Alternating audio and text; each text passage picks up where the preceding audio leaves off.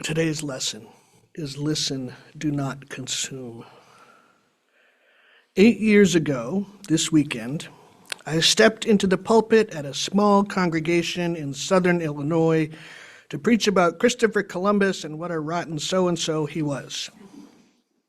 And he was an exceptionally wild, rotten so-and-so. Except that sermon got set aside that weekend when a video found its way into the public realm from the scrapbox of stuff left over when a TV reality program went on air. The clip became known across the United States as the Axis Hollywood tape. And it flipped an already bonkers political season onto its head as all of the United States and much of the world listened and watched as one of the two major party candidates for U.S. president that year bragged about groping unsuspected women by their genitals and joking that when you're a star, they just let you do it.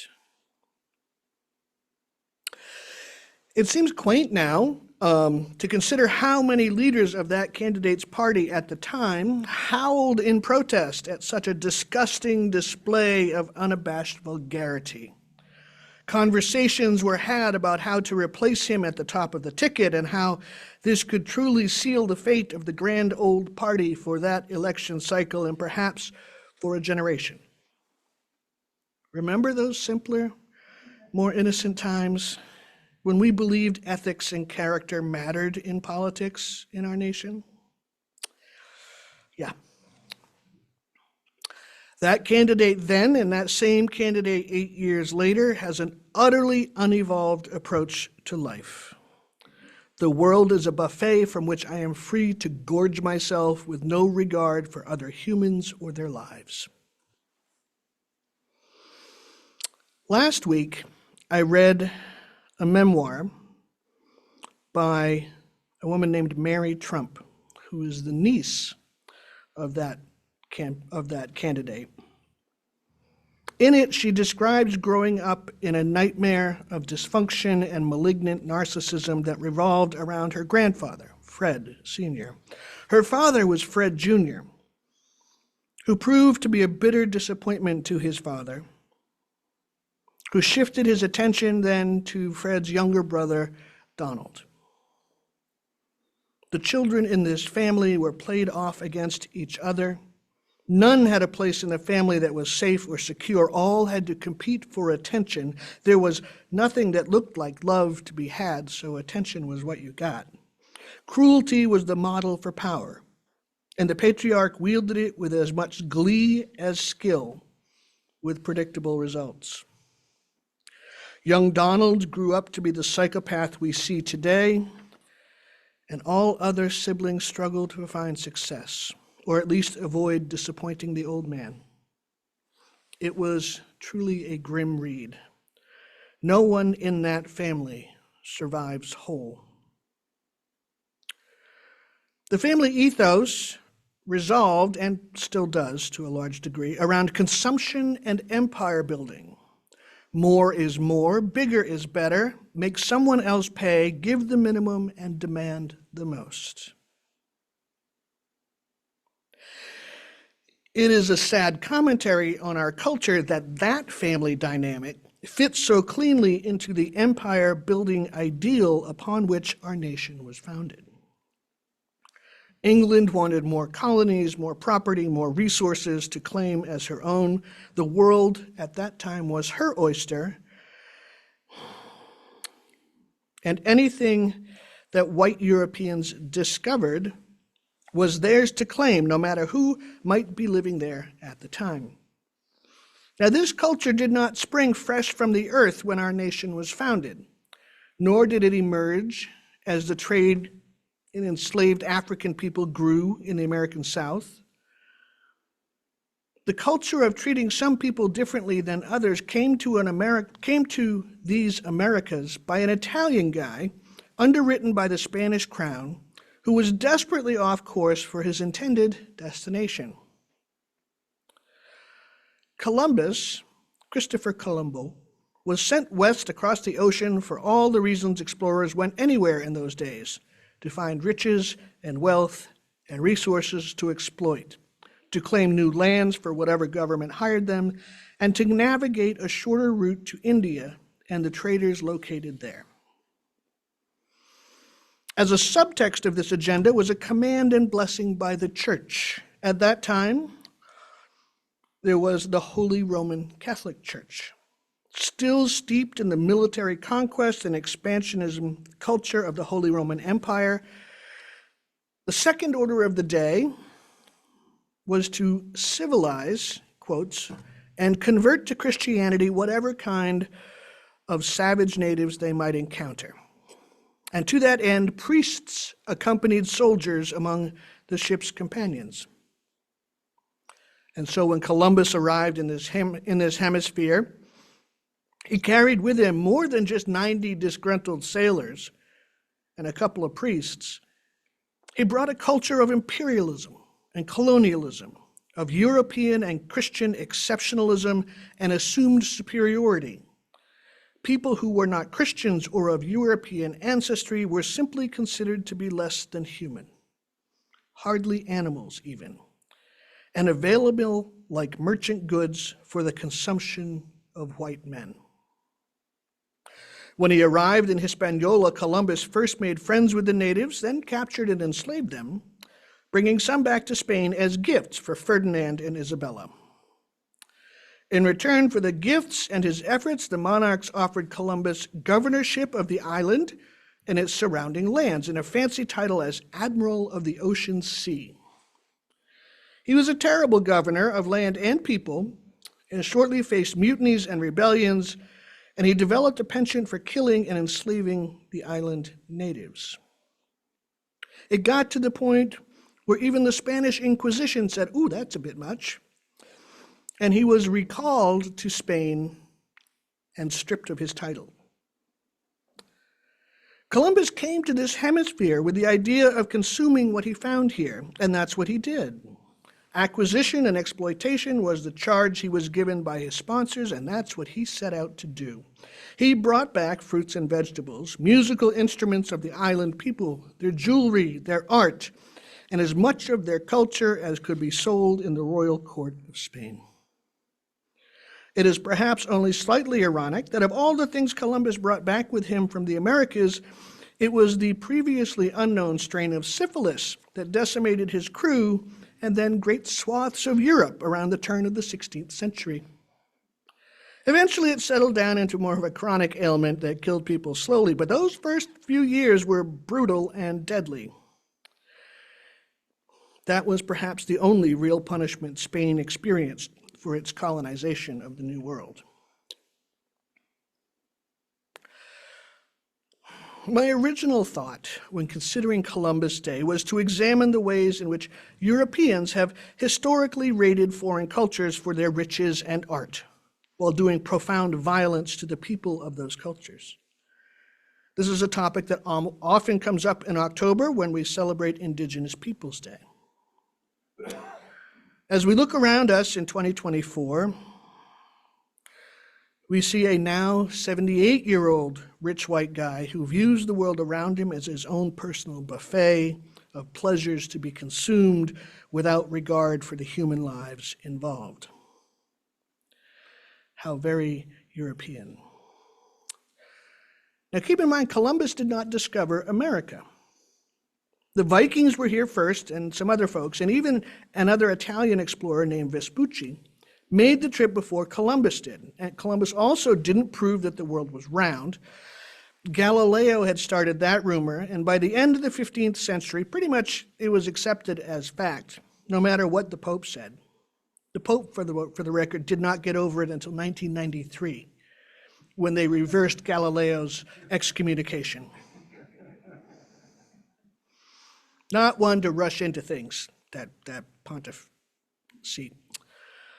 Now, people back then didn't have a clear idea how vast the planet was, and so they were not allowing for the entire Western Hemisphere to be in the way of a Western passage, but still, Columbus didn't prove anything new and didn't discover anything that hadn't already been reported.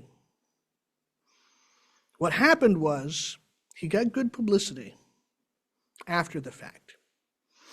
He became popular after the American Revolution, when new Americans were crafting their own national history, and English heroes were not terribly popular, as one might imagine.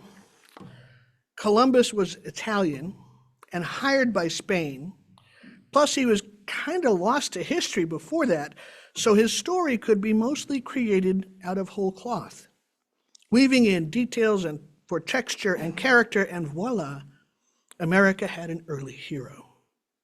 It didn't matter that his bio was complete fiction, that his finances were a nightmare, and that he failed at managing the riches his sponsors gave to him. He was a good story as long as you didn't look too closely, and that worked for America. What a relief it is that we're past all that now. So October is the month in which we are exploring deep listening. Over the centuries, that has not been a particularly popular skill set for those coming from European colonizer culture. Listen? To whom? It's not like there were any people in the Western Hemisphere when Columbus arrived. Our reading today from my colleague, Reverend Mike Johnson, gives clear instructions to those of us who are white in this modern society. Native culture is not ours to consume. Native art is not ours to use as cheap decorations in our homes. Last year, I drove across the southern part of the United States, from San Diego to New Orleans. I saw so many tourist attractions and rest areas along the way, hawking Indian art of cheap, shiny metal embedded with turquoise-dyed stones and little plastic Indian headdresses, replicas with plastic beads and brightly dyed plastic feathers. Most of them were marked "Made in China" on the bottom. White people's capitalism is grim to observe at close range. What I didn't see along that southern highway were signs inviting people to stop at any of the dozens of Indian reservations along Interstate 10. There were small markers that read Apache or Navajo or Gila Nation land and nothing more. Occasionally there would be an exit to take travelers to those places, but there were no signs hawking jewelry or art or cheesy plastic tomahawks. Because the natives living there are not offering their culture as commodity. They are doing all they can to preserve their history and culture after hundreds of years of efforts by white people to erase them entirely. If we want to learn about Native culture, if we want to be allies and support those who are of American Indian heritage, we must listen, and we must listen deeply. The sins of our fathers have left a gash in Indian culture as deep as the Grand Canyon and as wide as the Mojave Desert. Generations of advanced culture, we call it, have done unspeakable harm to our Native neighbors, and most of us really cannot fathom the enormity of that generational trauma. So let us listen then to what Native peoples have to tell us, even if all they offer is silence. We are in no position to demand education from them. We must do our own homework. We must read, and read sources from the Native experience, not just the white people's version of that history. We must listen and not argue. We must listen and feel empathy. We must listen and not try to police the tone of righteously angry people. Listening deeply means we must do just that. Listen. Without talking, without arguing, without asking, but what about? No. Listening requires humility. And listening requires continued humility. We cannot truly understand the generational trauma our ancestors have visited upon the ancestors of our contemporary Indian neighbors. We cannot understand the depth of that. And listening on its own is a spiritual practice, which is to say that it takes practice. Deep listening requires us to be willing to listen, to be willing to be wrong, to be willing to be corrected, to be willing to feel discomfort at our own complicity in a system that we did not create, but one that we perpetuate and benefit from, however unintentional that might be. Deep listening requires practice. And listening without arguing is hard work. It is not something many of us have been taught how to do from an early age, and it is something that only some of us have spent a lot of time focusing on as adults, because it is a practice, and it requires practice. And like any practice, deep listening is a thing we can do, badly at first, but we can improve as we go. We can listen to learn. We can listen to develop connections with others. We can listen and get a greater understanding of some ancestral wisdom. The best time to start listening is a lifetime ago. The second best time to start listening is today, this moment. May each of us spend some time this week intentionally engaged in the practice of deep listening. And let us see how it affects us and our relationships with others, with ourselves, and with the world and the earth we live in. This is my prayer. May it be so, and amen.